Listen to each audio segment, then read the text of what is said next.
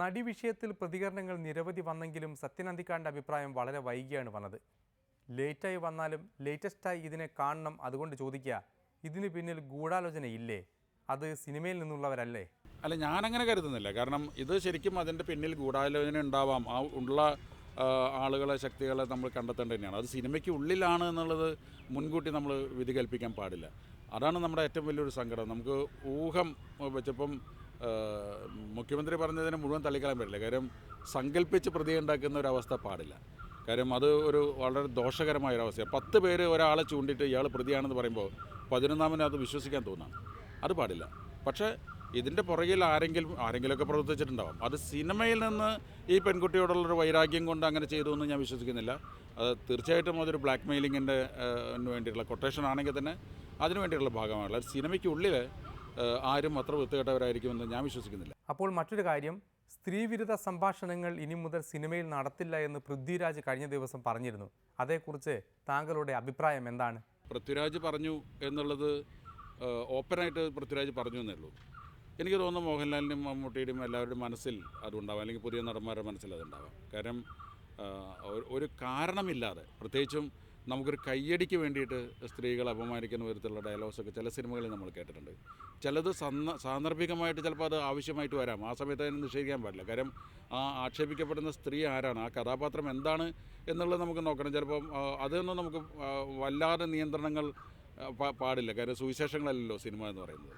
Cinema എന്ന് പറയുന്നത് നന്മയും തിന്മയൊക്കെ ഉണ്ടാവും. തിരിച്ചും ആണുങ്ങൾ അപഹസിക്കുന്ന രീതിയിലുള്ള കഥാപാത്രങ്ങളൊക്കെ ഉണ്ടായിട്ടുണ്ട്. അതിനെ മൊത്തം കൂച്ചുവലം ഇടാൻ പാടില്ല. കാര്യം ഒരു എഴുത്തുകാരൻ്റെ അല്ലെങ്കിൽ സംവിധായകൻ്റെ, ഒരു നടൻ്റെ സ്വാതന്ത്ര്യത്തിനെ ഇത് ദുർബലപ്പെടുത്താൻ പാടില്ല. അതേസമയം വെറുതെ കയ്യടിക്ക് വേണ്ടിയിട്ടുള്ള അത്തരം ഡയലോഗ്സുകളിൽ നിന്ന് നടന്മാർ ഞാൻ അത്തരം ഡയലോഗ് പറയില്ല എന്ന് പറയുന്നത് ശരിക്കും പറഞ്ഞാൽ നല്ലതാണ്. കാരണം അതിന് പ്രധാന കഥയ്ക്ക് ദോഷകരമല്ലെങ്കിൽ എനിക്ക് തോന്നുന്നു ഇതൊരു വലിയ ഒരു തിരിച്ചറിവിനുള്ള ഒരു സമയമായി എന്ന് എനിക്ക് തോന്നുന്നു. കാരണം ഒരു നടി അതിൻ്റെ ദുരന്തം ഏറ്റുവാങ്ങുകയും ആ കുട്ടി പൂർവാധിക ശക്തിയായിട്ട് അതിനെ പ്രതികരിക്കാൻ തയ്യാറാവുകയും ചെയ്യുന്ന സമയത്ത് ഇത് ഒരു സമൂഹത്തിന് ഒരു തിരിച്ചറിവ് ഉണ്ടാകുന്ന ഒരു കാര്യമാണ്. അപ്പോൾ ഈ നവസംവിധായകരിൽ പലരും മയക്കുമരുന്നിൻ്റെ അടിമകളാണെന്ന് ഒരു വിമർശനവും ഉണ്ട്. ഇതിനെ എങ്ങനെ കാണുന്നു? അതിനാണ് എതിർക്കപ്പെടേണ്ടത്. കാരണം നവസംവിധായകരെല്ലാവരും അങ്ങനെയല്ല. ഒറ്റപ്പെട്ട ആരെങ്കിലുമൊക്കെ ഉണ്ടാവാം, നമുക്കറിയാം. അത് പണ്ടും ഉണ്ടായിട്ടുണ്ടാവല്ലോ. പണ്ട് നമുക്ക് അവാർഡ് സിനിമകൾ എന്ന് പറയുന്ന ചില സിനിമകളുടെ കാലഘട്ടത്തിലൊക്കെ കഞ്ചാവും ഒക്കെ മയക്കുമരുന്നൊക്കെ ഉണ്ടായിരുന്നു പറഞ്ഞാൽ അത് പൊതുവായിട്ട് വേണമെങ്കിൽ പറയാവുന്ന കാര്യങ്ങളാണ്. പക്ഷേ സിനിമ എന്ന് പറയുന്നത് ബോധത്തോടെ ബുദ്ധി ഉറച്ചുകൊണ്ട് എടുക്കേണ്ട കലയാണ്. അപ്പം പുതിയ സംവിധായകർ, പുതിയ റൈറ്റേഴ്സ്, പുതിയ ആക്ടേഴ്സ് എല്ലാം വളരെ സിൻസിയറായിട്ട് സിനിമയെ അപ്രോച്ച് ചെയ്തുകൊണ്ടിരിക്കുന്ന ഒരു കാലമാണ്. അപ്പോൾ നവസംവിധായകർ അല്ലെങ്കിൽ പുതിയ സിനിമാ സെറ്റുകൾ അങ്ങനെയാണ് എന്നുള്ളൊരു തെറ്റിദ്ധാരണ പരത്തുന്നുണ്ട്. അത് പാടില്ല. അതെനിക്ക് തോന്നുന്നു പലപ്പോഴും അത്തരം സിനിമകളിൽ അഭിനയിക്കാൻ പോകാത്തവരോ അല്ലെങ്കിൽ അതിന് അവസരം കിട്ടാത്തവരോ ദൂരെ നിന്ന് കാണുമ്പോൾ ഒരു പതിവ് സമ്പ്രദായങ്ങളിൽ നിന്നും വ്യത്യസ്തമായ സിനിമകൾ എടുക്കുമ്പോൾ നമുക്കങ്ങനെ ആക്ഷേപിക്കാം. ഞാൻ പുതിയ സിനിമക്കാരെ അപ്രീഷിയേറ്റ് ചെയ്യുന്ന ആളാണ്. കാര്യം ഞാൻ അവരുടെ തലമുറയുടെ കൂടെ സഞ്ചരിക്കാൻ തയ്യാറാവുന്ന ഒരാളാണ്. അതുകൊണ്ട് എനിക്കൊരിക്കലും അവരെ കുറ്റം പറയാൻ പറ്റില്ല. അവരെ പല സിനിമകളും എന്നെ അത്ഭുതപ്പെടുത്തുന്നുണ്ട്. അപ്പോൾ അതൊന്നും വെറുതെ കഞ്ചാവ് അടിച്ചുകൊണ്ടോ മയക്കുമരുന്ന് കഴിച്ചുകൊണ്ടോ ഒന്നും അങ്ങനെ ചെയ്യാൻ സാധിക്കില്ല. ആരെങ്കിലുമൊക്കെ അവിടെ ഇവിടെയൊക്കെ ഉണ്ടാവാം. അത് ഏത് കാലത്തും ഉണ്ടായിട്ടുള്ളതാണ്, ഏത് ഫീൽഡിലും ഉള്ളതാണ്. അതുകൊണ്ട് മാത്രം ഒരു ഇൻഡസ്ട്രിയെ അങ്ങനെ താറടിച്ച് പറയാൻ പാടില്ല. കാര്യം മറ്റ് ഭാഷകളിലൊക്കെ ഉള്ളതിനേക്കാൾ എത്രയോ ശുദ്ധമാണ് മലയാള സിനിമ. അതുപോലെ പണ്ടൊക്കെ നമ്മൾ പറയും പെൺകുട്ടികൾക്ക് കടന്നു വരാൻ പേടിയുള്ള, ഇപ്പോൾ ശരിക്കും പറഞ്ഞാൽ ഒട്ടും ഭയക്കണ്ടാത്ത ധാരാളം പെൺകുട്ടികൾ സംവിധാനത്തിലും മറ്റ് ടെക്നിക്കൽ സൈഡിലൊക്കെ കടന്നു വരുന്ന ഒരു കാലമാണ്. അത് പുതിയ ആളുകളെ ഇങ്ങോട്ട് കടന്നു വരാൻ പേടിപ്പിക്കുന്ന വിധത്തിൽ ചിലരെങ്കിലും പ്രതികരിക്കുന്നുണ്ട്. അത് പ്രതിഷേധാർഹമാണ്.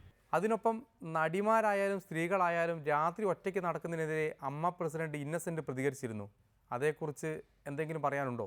അല്ല, അതിപ്പോൾ ഒരു അമ്മ എന്ന സംഘടനയെ നമ്മൾ കുടുംബമായിട്ട് കണക്കാക്കിയാൽ ആ കുടുംബത്തിലെ ഒരു കാരണവർ പറഞ്ഞതായിട്ട് ഇന്നസെൻറ്റിൻ്റെ അതിനപ്പുറത്ത് നമുക്കത് സ്ത്രീകളുടെ ഒരു ശക്തി കുറയ്ക്കുന്ന വിധത്തിലോ അല്ലെങ്കിൽ അത് പിന്തിരിപ്പൻ നയമാണെന്ന് കണക്കാക്കേണ്ട കാര്യമില്ല. ഒരു കമൻറ്റിൻ്റെ പുറത്ത് പിടിച്ചിട്ട് നമ്മളങ്ങനെ സൂക്ഷിക്കണം. നമ്മളിപ്പോൾ നമ്മുടെ വീട്ടിലെ കുട്ടിയാണെങ്കിലും നിങ്ങൾ ഒറ്റയ്ക്ക് പോകണ്ട എന്ന് പറയുന്നത് അത് ഒരു ആ രീതിയിൽ എടുക്കേണ്ട കാര്യമില്ല. അമ്മ എന്ന വാക്കിൽ തന്നെ അതിനൊരു കുടുംബപരമായ സംഗതി ഉണ്ടല്ലോ.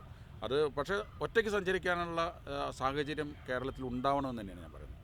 അത് അമ്മയിലെ അംഗങ്ങളായാലും അല്ലാത്തവരായാലും ഒരു സ്ത്രീക്ക് സുരക്ഷിതമായിട്ട് പോകാവുന്ന ഒരവസ്ഥ ഉണ്ടാവണം. അത് ഒരു ഭരണകൂടം മാത്രം വിചാരിച്ചാൽ പോരാ, ടോട്ടൽ സമൂഹത്തിന് മാറ്റം ഉണ്ടാവണം.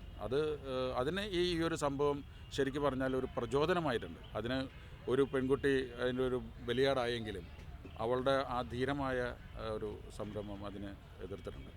എനിക്ക് ആ കൂടി ഏറ്റവും എതിർപ്പ് മാത്രമേ ഉള്ളൂ, ടോട്ടൽ മലയാള സിനിമയിൽ മുഴുവൻ മാഫിയയാണ്, അല്ലെങ്കിൽ അധോലോകങ്ങളാണ്, പുതിയ ജനറേഷൻ മുഴുവൻ കഞ്ചാവിനും മയക്കുമരുന്നിന് അടിമപ്പെട്ടവരാണ്.